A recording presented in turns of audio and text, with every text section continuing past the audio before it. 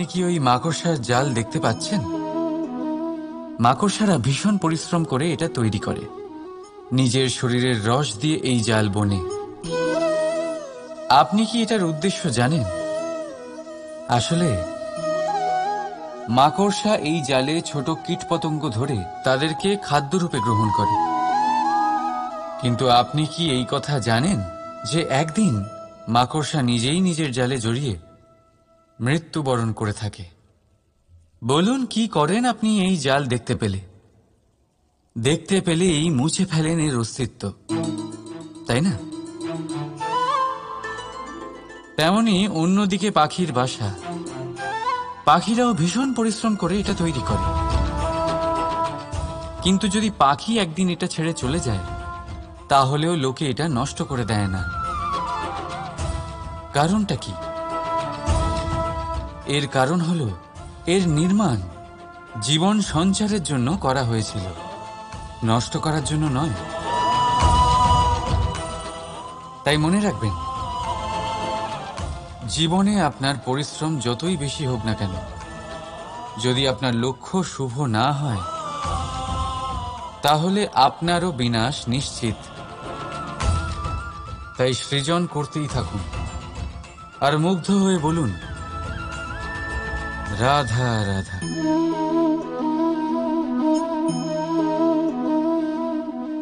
আপনার কি মনে হয় আমি কি করছি? আপনি বলবেন আমি প্রদীপ জ্বালাচ্ছি। সঠিক। কিন্তু প্রশ্ন হচ্ছে যে আমি কি আপনাকে বলেছি যে একে প্রদীপ বলা হয়? না। এই প্রদীপ কি নিজেই নিজের পরিচয় আপনাকে দিয়েছে? না। তাহলে আপনি কি করে জানলেন যে একে প্রদীপ বলা হয়?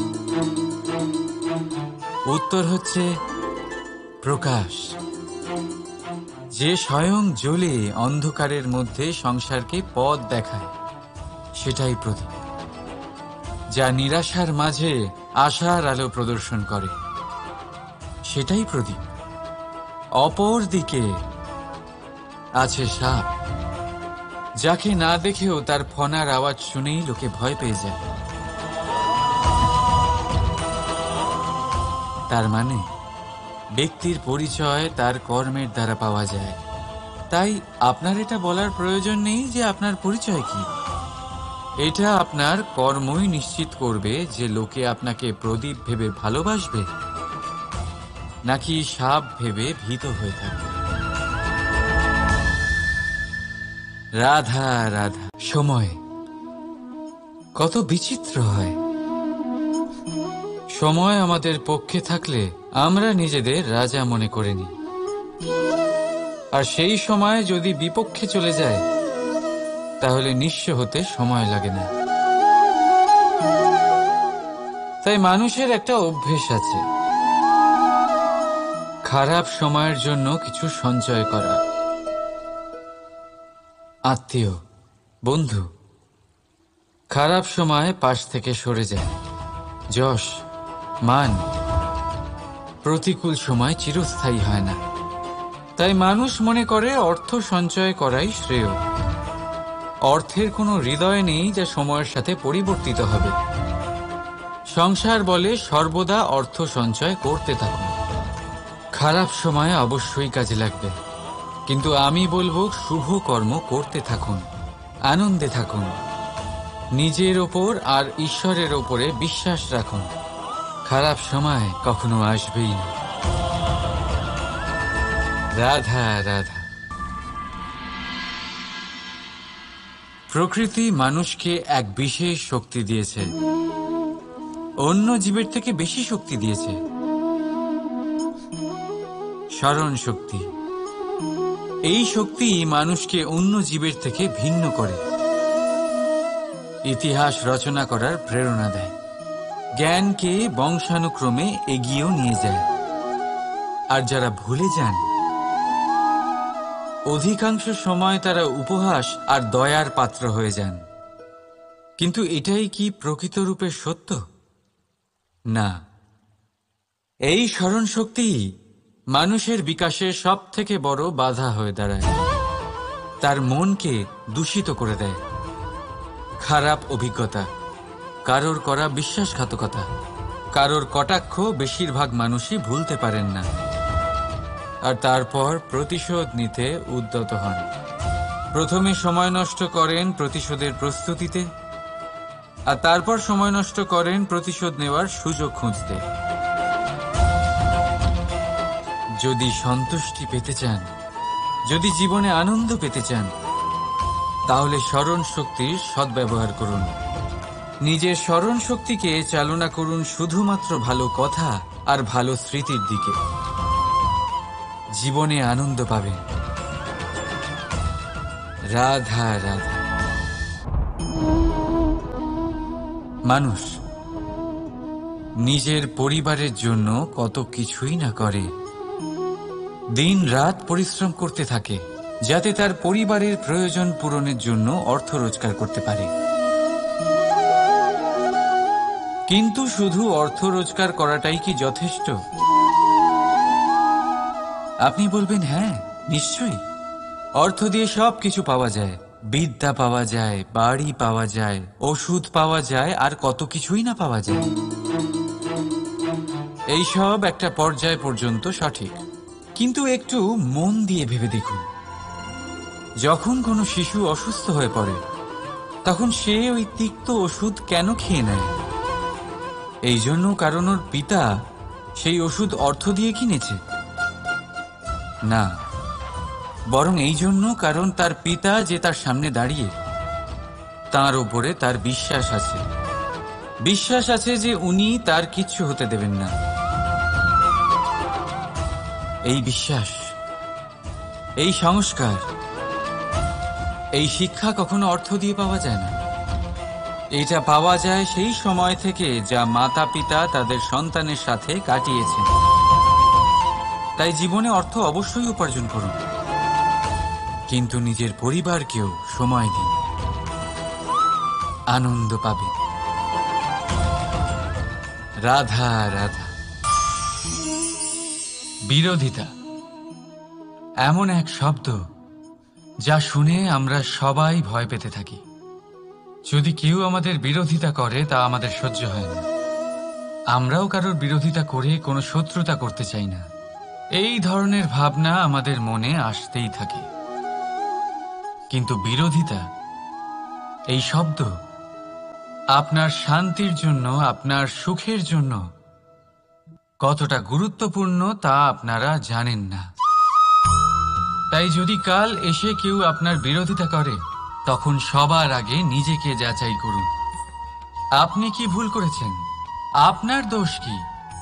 নিজের মধ্যে কি ত্রুটি আছে সেটা বোঝার চেষ্টা করুন, নিজেকে সংশোধন করার চেষ্টা করুন, তারপর দেখুন বিরোধিতার এই আগুন আপনাকে স্বর্ণ থেকে কুন্দন বানিয়ে তুলবে। বলা হয় এই সংসারে খারাপ বেড়েই চলেছে, কিন্তু তার কারণ এ নয় যে খারাপ মানুষ বেড়ে চলেছে। তার কারণ হলো যে ভালো মানুষ, যাদের ভালো চিন্তা, ভালো বিচারধারা আছে, তারা খারাপের বিরোধিতা করতে পারে না। যদি আপনার সম্মুখে কোনো খারাপ কর্ম হয়, তাহলে তার বিরোধিতা করতে সংকোচ করবেন না, কারণ বিরোধিতার এই আগুন মন্দকে পিছুপা হতে অবশ্যই বাধ্য করে। রাধা রাধা। বিশ্বাস, জীবনে বিশ্বাস কতটা গুরুত্বপূর্ণ। একজন স্ত্রী তার স্বামীর হাত ধরে যে কোনো জায়গায় যেতে পারেন, এর কারণ হলো বিশ্বাস। তার নিজের স্বামীর ওপরে বিশ্বাস আছে। যখন একজন মা তার ছোট বাচ্চাকে কোলে তুলে হাওয়ায় ওঠায়, তখন সেই বাচ্চা ভয়ভীত হয়ে যায় না। তার কারণ হলো বিশ্বাস।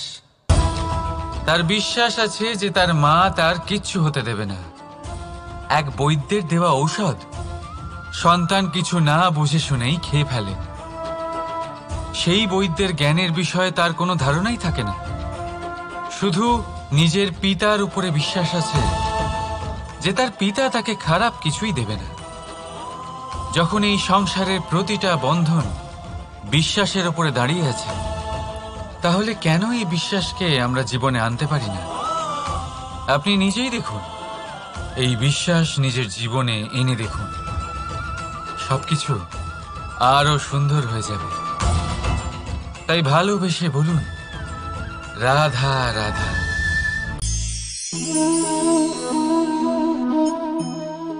অহংকার, এই শব্দটা সবাই শুনেছেন। বহু মানুষকে আপনি এটা বলতে শুনেছেন যে ওই ব্যক্তির অহংকার আছে, ওই মানুষটির ক্ষমতার অহংকার আছে, ওই ব্যক্তির নিজের রূপ নিয়ে অহংকার আছে, ওই ব্যক্তির নিজের অর্থের অহংকার আছে, ইত্যাদি ইত্যাদি। কিন্তু এই অহংকার, এর অস্তিত্ব হয় কি করে? এবারে একবার এই হাতটা দেখুন। যদি এই হাতের 5 আঙ্গুল উঠে দাঁড়ায়, আশীর্বাদ। আর যদি এই হাতের 5টা আঙ্গুল একসাথে মুঠো হয়ে যায়, শক্তি, সংকটের বিরুদ্ধে ঢাল। কিন্তু এই একটা আঙ্গুল সংকটের কারণ হয়ে দাঁড়াতে পারে। এই একটা আঙ্গুল শত্রুকে আহ্বান জানায়। এবার অহংকার বলে এই শব্দটাই দেখে নিন। আমাদের থেকে আলাদা হয়ে গেলে হয় অহং। অহং অর্থাৎ ব্যক্তির মনে হয় যে সে আপনদের থেকে, নিজের বন্ধুদের এবং সঙ্গীদের থেকে, নিজের পরিবারের থেকে অনেক উপরে, অনেক শ্রেষ্ঠতর সে। কিন্তু মনে রাখবেন, এই অহংকার কোনো ব্যক্তির অস্তিত্বের বিনাশের প্রথম ধাপ। তাই ঝেড়ে ফেলে দিন এই অহংকারকে, আর বিশ্বাস করুন আমাদের ওপর, কারণ তখনই আপনি শান্তি পাবেন। আর সেই শান্তির সাথে বলে উঠবেন, রাধা রাধা।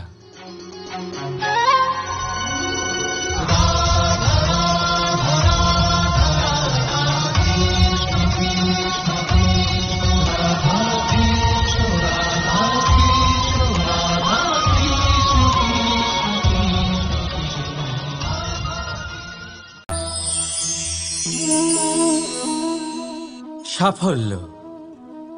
যদি আপনাকে জীবনে সাফল্য পেতে হয়, তাহলে আপনি একাধিক মানুষ পাবেন যারা একাধিক উপায় বলবে আপনাকে সাফল্য পাওয়ার। দীর্ঘ সময় ধরে পরিশ্রম, চেষ্টা, নির্ধারণ, নিষ্ঠা, এই বিষয়ে ভাষণ দিতে থাকবেন। একাধিক রকমের উদাহরণ আপনার সামনে তুলে ধরবেন। কিন্তু আমার এটা মনে হয়, আমরা কেন সেই বিষয়ে কথা বলি না যা মানুষকে অসফল করে তোলে? শুধু দুটো ব্যাপার অসফল হওয়া নিশ্চিত করে। শুধু 2 ধরনের মানুষ বেশিরভাগ অসফল হন। প্রথম তারা যারা ভাবে অনেক কিছু কিন্তু কিছুই করে না। আর দ্বিতীয় তারা যারা অনেক কিছু করতে থাকে কিন্তু ভাবনা চিন্তা না করে। ভাবনা আর কর্ম, এদের মাঝে সামঞ্জস্য রাখা খুব জরুরি। যদি এটা থাকে, তাহলে জীবনে কখনো অসফল হবেন না। রাধা রাধা। আপনি অনেককে এই কথা নিশ্চয়ই বলতে শুনেছেন, এই ব্যক্তির দৃষ্টিতে দম্ভ আছে, এই ব্যক্তির চোখের ওপর অহংকারের পর্দা পড়ে আছে, ইত্যাদি ইত্যাদি। চলুন আমি আপনাকে একটা প্রশ্ন করছি। আপনি দেখেন কি দিয়ে?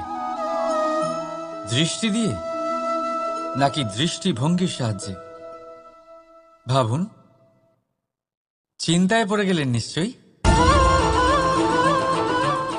দৃষ্টি যে কোনো বস্তুর বা যে কোনো মানুষের শুধু বাইরের রূপটা দেখায়, যেখানে দৃষ্টিভঙ্গি আপনাকে সোজা আসল পরিচয়ের সাথে সাক্ষাৎ করায়। উদাহরণ হিসেবে চন্দ্র। চন্দ্র আমরা সবাই দেখেছি। বহু মানুষ আছেন যাদের চন্দ্র অত্যন্ত সুন্দর লাগে। আবার কিছু মানুষ এমনও আছেন যারা এই চন্দ্রের মধ্যেই দাগ খুঁজে বার করেন। এই হলো দৃষ্টিভঙ্গি। যদি নিজের দৃষ্টিভঙ্গিতে প্রেম রাখেন, ভালোবাসা রাখেন, সম্ভ্রম রাখেন, তাহলে তার বদলে আপনিও প্রেম আর সম্মান অবশ্যই পাবেন। এবারে দেখুন, যে জল দিয়ে ঈশ্বরের মূর্তি ধোয়া হয় তাকে চরণামৃত বলা হয়। এটার কারণ দৃষ্টিভঙ্গি। এখন আপনি পাথরকে ভগবান ভেবে পুজো করবেন, নাকি ভগবানকে পাথর ভেবে পরিত্যাগ করবেন? সিদ্ধান্ত আপনার, কিন্তু এই সিদ্ধান্ত নির্ভর করে আপনার দৃষ্টিভঙ্গির ওপর। তাই নিজের দৃষ্টিভঙ্গি শুভ রাখুন, নিজের দৃষ্টিভঙ্গিতে ভালোবাসা রাখুন, আর আনন্দে বলুন রাধা রাধা। বড় বড় রাজমহলের বড় বড় ইমারতের চূড়া কত সুন্দর হয়, কিন্তু আপনি কি কখনো এই বিষয়ে ভেবেছেন যে এই সুন্দর চূড়ায় পৌঁছতে গেলে আপনাকে পৃথিবীতে পা ফেলতেই হবে? সেই সুন্দর চূড়ায় পৌঁছে দীপ্তি পাওয়ার জন্য আপনাকে একটা কঠিন পথ অবলম্বন করতেই হবে। যদি আপনি কোনো কঠিন পথে না গিয়ে এই পৃথিবীর সাহায্য ছাড়াই শুধু উচ্চতার দিকে অগ্রসর হতে থাকেন, তাহলে সর্বদা অসফল হবেন।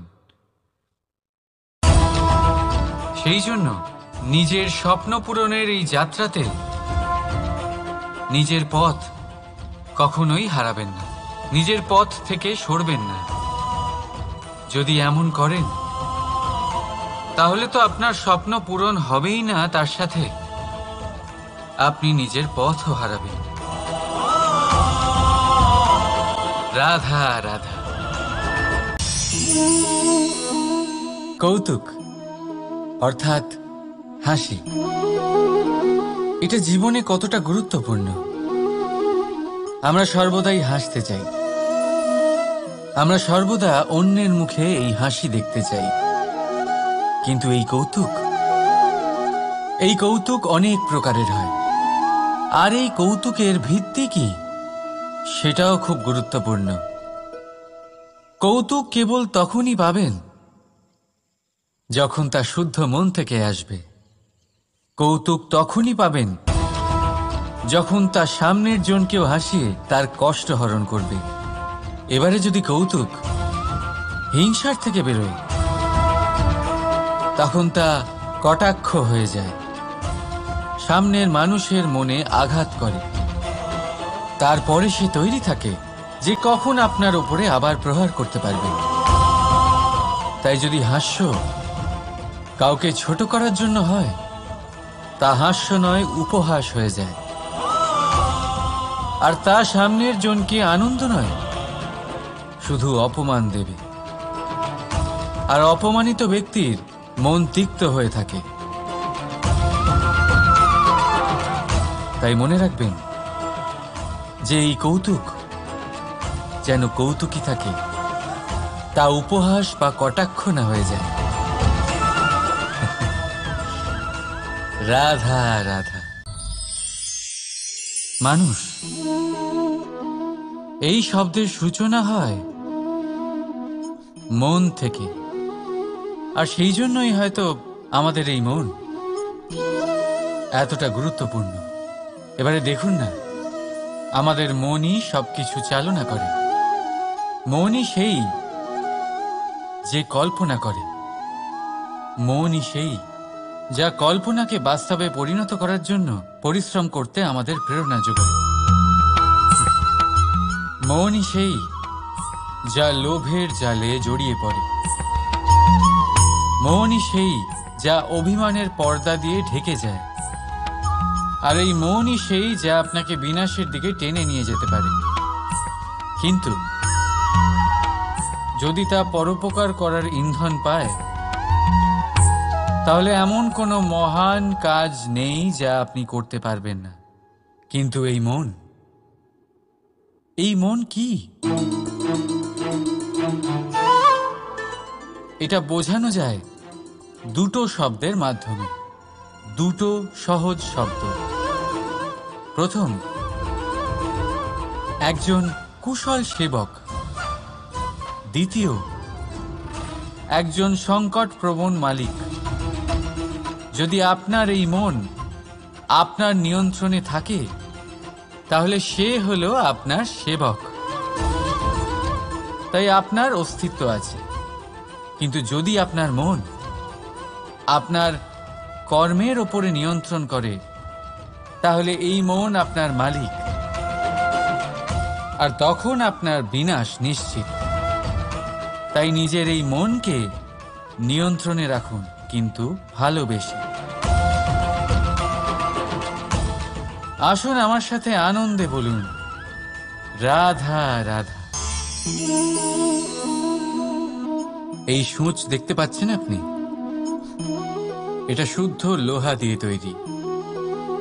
বস্ত্র সেলাই করার কাজে লাগে, অস্ত্রোপচারে কাজে লাগে। কিন্তু আপনি কি কখনো ভেবে দেখেছেন এই সূঁচ কিভাবে তৈরি হয়? লোহার এক বড় অংশকে পিটিয়ে পিটিয়ে টেনে টেনে তাকে পাতলা বানানো হয়। এরপরেই আমরা পেয়ে থাকি সূঁচ। ভাবুন, যদি লোহার টুকরোতে অনর্গল প্রহার করার ফলে একটা লোহার টুকরো সূঁচে পরিণত হয়, তাহলে আমাদের জীবনে অনর্গল চেষ্টা করার ফলে জীবনের সমস্ত অংশকে আমরা কত প্রভাবশালী কাজে পরিণত করতে পারি। শুধু প্রয়োজন দৃঢ় নিশ্চয়তা। তাহলে আসুন আমার সাথে ভালোবেসে বলুন, রাধা রাধা। জীবনে আপনি এরকম মানুষও দেখবেন যারা এটা বলে, ভাবে, নিজেকেও বলে যে উনি সেই এমন ব্যক্তি যার মতো আমি হতে চাই। ঠিক আছে, কারোর থেকে প্রেরণা নেওয়াটা কোনো ভুল নয়। কিন্তু কখনো কখনো এই প্রেরণা গুরুত্বহীন হয়ে যায়, আর আমরা শুরু করে দিই সেই ব্যক্তিকে নকল করতে। এখানেই থেমে যায় আমাদের উন্নতি। এবারে দেখুন, সংসারে শত কোটি রঙের ফুল আছে, কিন্তু তারা কখনো একে অপরকে নকল করে না। নকল করে না তাদের রং, নকল করে না তাদের সুগন্ধ। তাহলে আমরা করি কেন? প্রতিটা ব্যক্তির মধ্যে কোনো না কোনো প্রতিভা অবশ্যই থাকে, যা ফুটিয়ে তোলার সঠিক সময়ও আমাদের কাছে থাকে। কিন্তু সেই মানুষ সেই প্রতিভা নির্মাণ করার পরিবর্তে সময় নষ্ট করে অন্য কারোর মতো হওয়ার জন্য, কাউকে নকল করার জন্য। এটা করবেন না। সময়কে ব্যবহার করুন নিজের অস্তিত্ব নির্মাণ করার জন্য। কারণ কারোর ছায়া হওয়ার থেকে ভালো আপনি কারোর জন্য প্রেরণা হয়ে উঠুন। রাধা রাধা। আমরা সকলে পাথুরে রাস্তা এড়িয়ে চলি, কারণ এই পথের পাথর আমাদের যাত্রা আরো কঠিন করে তোলে, আমাদের পা আহত করে দেয়। কিন্তু একটা গুরুত্বপূর্ণ কথা আমরা ভুলেই যাই, এই কঠিন পথই না শুধু আমাদেরকে নিজেদের দুর্বলতার সাথে পরিচয় করায়, বরং আমাদের শক্ত হওয়ার প্রেরণাও দিতে থাকে। সময়ের সাথে ঠিক এমনটাই হতে থাকে। সবাই ভালো সময়ের অপেক্ষা করতে থাকেন, ভালো সময়ের জন্য পরিশ্রম করেন, তার জন্যই চিন্তা করেন। কিন্তু ভুলে যান যে ভালো সময় বহুবার আমাদের বিবেক নষ্ট করে দেয়। সেখানেই খারাপ সময় আমাদের বুদ্ধিকে সঠিক পথে চালিত করে। রাধা রাধা। ঘোড়াকে যতই প্রশিক্ষণ প্রদান করুন, তার মুখে লাগাম তো পরাতেই হবে। একজন ভালো চালক সেই ঘোড়ার লাগাম মাঝে মাঝে টেনে ধরে, তাকে সঠিক পথে চালিত করতে, যাতে সেই ঘোড়া দিগ্ভ্রান্ত না হয়। এবার একটু ভাবুন, ঠিক এরকমই হয় আমাদের মন। যদি এটা বিবেকের লাগাম দিয়ে মাঝে মাঝে আমরা টেনে না ধরি, তাহলে আমাদের এই মন দিগ্ভ্রান্ত হতে পারে। আর যদি আপনি আপনার লক্ষ্যে পৌঁছতে চান, তখন মনের এই লাগাম মাঝে মাঝে আপনাকে অবশ্যই টেনে ধরতে হবে, কারণ বিবেকের এই পথ প্রদর্শনই আপনাকে ভালোভাবে আপনার লক্ষ্যে পৌঁছে দেবে। মনে রাখবেন, আর আমার সাথে ভালোবেসে বলবেন, রাধা রাধা। আপনি কখনো জাঁতাকল দেখেছেন? তাতে গম পেশা হয়। গমকে এমনভাবে পেশা হয় যাতে আমরা তা খেতে পারি, জীবিত থাকতে পারি। আর যদি আপনি মন দিয়ে দেখেন, তাহলে কলের নিচের অংশ কখনো ঘোরে না, শুধুমাত্র উপরের অংশই ঘোরে। আর তবেই তা গম পিষতে পারে, আর তবেই রুটি তৈরি হতে পারে। কিন্তু ভেবে দেখুন, যদি কলের দুটো অংশই ঘুরতে থাকে, তাহলে কি হবে? তা গম পেশার বদলে একে অপরকে পিষে নিজেদের অস্তিত্ব শেষ করে দেবে। তাই জীবনে কোনো কাজ যখন মন আর মস্তিষ্ক মিশিয়ে করা হয়, তখনই তা সম্পন্ন হয়। কিন্তু যখন বিষয় হলো ভক্তির, তখন মস্তিষ্কের যুক্তির মৌন থাকা প্রয়োজন। আর যখন বিষয় হলো কর্ম আর ন্যায়ের, তখন মনের আবেগের মৌন থাকা প্রয়োজন। তাই মন আর মস্তিষ্কের এই সম্মিলনে সতর্ক থাকবেন। একসাথে অবশ্যই চলবে, কিন্তু একে অপরের বাধা যেন না হয়ে দাঁড়ায়। রাধা রাধা। আমি একটা এমন শব্দ যার অনেকগুলি মানে হয়, যার আসল অর্থ হল অহং। যদি আপনি কথা বলেন সৃষ্টির নির্মাণ নিয়ে, তাহলে আমি ব্রহ্মদেব হয়ে সৃষ্টির নির্মাণ করবে। যদি আপনি কথা বলেন প্রলয়ের, তাহলে সেই আমি মহাদেব হয়ে বিনাশ করবে। এই আমি সঙ্গতিপূর্ণ, কিন্তু শুধু ততক্ষণ যতক্ষণ আপনি এটা সবার সাথে ভাগ করছেন। কিন্তু আমরা বহুবার এর মানে বুঝতে পারি না। এই অহংকে সীমিত করে দিই একটা ব্যক্তি অবধি, শুধু নিজে। আর তখনই জেগে ওঠে অহংকার, যাতে প্রাধান্য পায় শুধুমাত্র আমি, আমরা নয়। আর একজন ব্যক্তি একা না উৎপাদন করতে পারে আর না করতে পারে সৃজন। এবারে দেখুন, বৃষ্টির এক ফোঁটা, তারও অস্তিত্ব আছে, কিন্তু তা ধরিত্রীতে পড়লেই সমাপ্ত হয়ে যায়। কিন্তু যখন ফোঁটাগুলি একসাথে পড়ে, তখন শুরু হয় বর্ষা, আর তখনই তৈরি হয় ধারা। রাধা রাধা। বলুন, কি দেখতে পাচ্ছেন আপনি? আমার হাতের এই সাদা বস্ত্র, নাকি এতে লেগে থাকা এই কালো দাগ? এবারে সত্যি কথা বলতে কি, আপনার নজর সবার আগে এই কালো দাগের উপরে গেছে। ঠিক আছে, এমনই তো হয়। ভীষণ কম মানুষ থাকেন যারা ভাবেন কোনো ব্যক্তি ভীষণ পরিশ্রম করে এই বস্ত্র ধুয়েছেন, এটা শুকিয়েছেন। বেশিরভাগ মানুষের নজর যায় এই দাগের উপরে, ভাবেন যে এটা কি করে লাগলো। কিছুটা এরকমই হয় আমাদের ব্যক্তিত্বের সাথে। আমাদের শুভ কর্মের উপরে আমাদের একটা খারাপ কর্ম ভারী মনে হয়। এবারে ভাবুন, যদি আমি চন্দ্রের কথা বলি, তাহলে তার শীতল আলো দেখার পূর্বে তার কলঙ্ক লক্ষ্য করেন। সেই চাঁদে লেগে থাকা কালো দাগ দেখে নেন। সেই জন্যই বিশেষ করে যারা শুধুমাত্র শুভ চিন্তা করেন আর উপকারী কর্ম যারা করেন তাদের আমি বলবো সাবধানে থাকবেন, কারণ আপনার একটা খারাপ কর্ম চিরকালের জন্য উদাহরণ হয়ে দাঁড়াবে। রাধা রাধা। এই লক্ষ্য আসলে কি? এই লক্ষ্য তাই যা আমরা পেতে চাই। এই সংসারে সুখী কে হয়?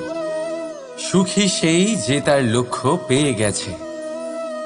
দুঃখী কে হয়? দুঃখী সেই যে তার লক্ষ্য এখনো পায়নি।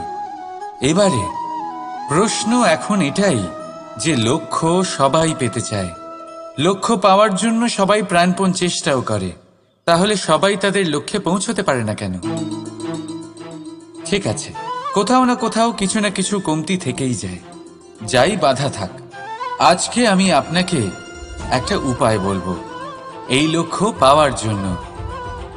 একটা কাগজ নিন, তাতে একটা চিহ্ন বানান, সেটাই হবে আপনার লক্ষ্য। এবারে সেই লক্ষ্যে পৌঁছানোর একটা পথ বানান। এবারে এই যাত্রাকে ভিন্ন ভিন্ন ভাগে বিভাজন করে দিন। এবারে এটা হলো আপনার পরিকল্পনা। এবার এই পরিকল্পনা ক্রমানুসারে আপনি পালন করতে থাকুন, এটাই হবে আপনার চেষ্টা। এবার এইভাবে যদি আপনি চেষ্টা করতে থাকেন, যাই আপনার কল্পনা হোক না কেন তা বাস্তব অবশ্যই হবে। তাহলে এই কল্পনাকে বাস্তবে রূপান্তরিত করুন। এইভাবেই নিজের পরিকল্পনা পালন করতে থাকুন। আপনার যাই কল্পনা থাকুক বা যাই লক্ষ্য থাকুক, তা বাস্তবে পরিণত হয়ে আপনার হাতে অবশ্যই আসবে। রাধা রাধা। মোহ। শাস্ত্রে লেখা আছে যে মোহ শুধু সেই ব্যক্তিকেই নয়, বরং সেই আরেক ব্যক্তিকেও বিনাশ করে দেয় যার ওপরে সেই মোহ আছে। এবারে লোকে কি করেন, এই শাস্ত্রে লেখা কথাগুলি শুধু শাব্দিক অর্থে নেন।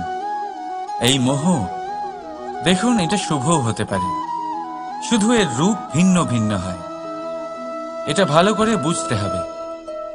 এবারে মোহ যদি কোনো বস্তুর উপরে থাকে তাহলে তা লালসা হয়ে যায়। মোহ কোনো বিশেষ ব্যক্তির উপরে হয়ে গেলে তা প্রেম নয়, আকর্ষণ হয়ে যায়।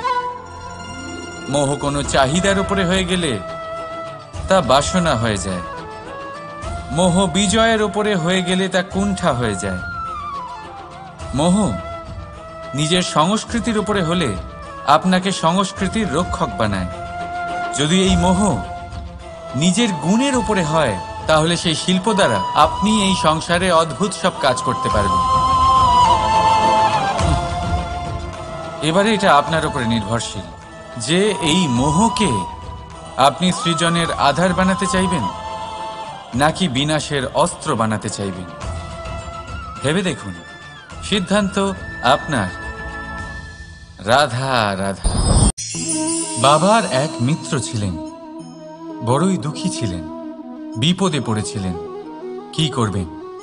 ব্যবসা ভালোভাবে চলছিল না, বাড়িতে শান্তি ছিল না, সমস্ত জায়গায় ক্ষতি হচ্ছিল। তাই উনি একজন জ্যোতিষীকে দেখালেন। জ্যোতিষী বললেন, আপনার যে বাড়ি আছে সেটা আপনার জন্য অশুভ, আপনার এই বাড়ি পাল্টে ফেলুন।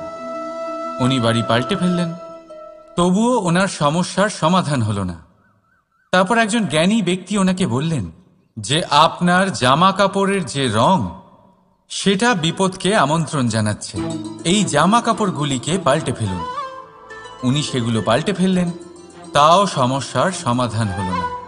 আবার একজন জ্ঞানী ব্যক্তি বললেন যে আপনার আশেপাশে যে মানুষজন রয়েছে তারা এটা চায় না যে আপনি সফল হন, তারা আপনার ক্ষতি চায়, তাদের সাথে সমস্ত সম্পর্ক ভেঙে ফেলুন।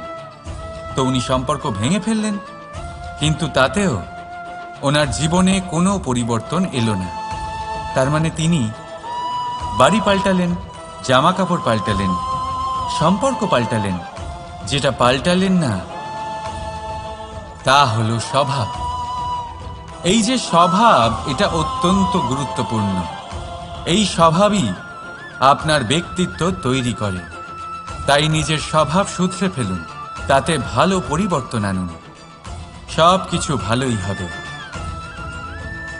রাধা রাধা। ক্রোধ। লোকে বলে যে এই ক্রোধ পাপেরই মূল, কিন্তু সত্যি কি এই ক্রোধ পাপের মূল? একটু ভেবে দেখুন, এই ক্রোধ বাস্তবে আসলে কি? এই ক্রোধ একটা অনুভূতি যা আপনার মধ্যে হঠাৎই অসীমিত তেজ সঞ্চালন করে। এবারে আমি আপনাকে কিছু উদাহরণ দিচ্ছি যাতে আপনি বুঝতে পারেন যে ক্রোধ আপনার জন্য ভালো কি না।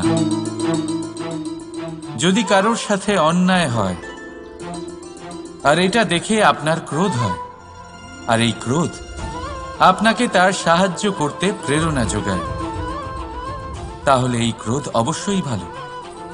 যদি কোথাও আপনি দেখেন যে কোনো নারীর উপরে অত্যাচার হচ্ছে আর সেটা দেখে আপনার ক্রোধ হয়, আর এই ক্রোধ আপনাকে তার সাহায্য করতে সাহস যোগায়, তাহলে এই ক্রোধ অবশ্যই ভালো। যদি এই সংসারে কোথাও আপনি কোনো অনৈতিক কাজ বা ছলনা দেখেন আর আপনার তাতে ক্রোধ না হয়, কিছুই অনুভব করেন না, তাহলে এটা কাপুরুষতা। তার মানে এটাই যে আপনি আপনার মনুষ্যত্ব হারিয়ে ফেলেছেন। তাই এটা বোঝার চেষ্টা করুন, আপনার ক্রোধের তেজের ব্যবহারের ওপরে নির্ভরশীল হলো এই ক্রোধ আপনার জন্য পাপের সমান, নাকি এই ক্রোধ আপনার জন্য পুণ্যের স্থাপক। রাধা রাধা। অভিমান, আত্মসম্মান, অহংকার, দেখতে গেলে এই তিনটি শব্দ ভিন্ন ভিন্ন, কিন্তু এর মূল আধার একই, আত্মসম্মান। এবার যদি কথা বলি আপনার শরীরের, আপনার সংস্কৃতির, আপনার সম্পর্কের, তাহলে অভিমান থাকা স্বাভাবিক। এবার যদি কথা বলি আপনার ব্যক্তিত্ব নিয়ে, আপনার আদর্শ নিয়ে, আপনার বিচারধারা নিয়ে, তাহলে আত্মসম্মান হলো একটা গুণ। যদি এইভাবে বলা হয় যে আমি এই কার্য কারোর সাহায্য ছাড়া, সহযোগিতা ছাড়াও করতে পারি, তাহলে এটা আত্মসম্মান, আর এটা সঠিক। যদি এভাবে বলা হয় যে আমি এই কার্য কারোর সাহায্য ছাড়াই বা কারোর সহযোগিতা ছাড়াই করে ফেলেছি, তাহলে এটা অভিমান, এটাও সঠিক। কিন্তু এই কার্য শুধুমাত্র আমিই করতে পারি আর কেউ নয়, এটা অহংকার। তাহলে এই শব্দ এবং তার অর্থ বোঝার চেষ্টা করুন, জীবন ধারণের এক নতুন পথ খুঁজে পাবেন। রাধা রাধা। সংসারে প্রত্যেক ব্যক্তি কোনো না কোনো রূপে ঈশ্বরকে মানে,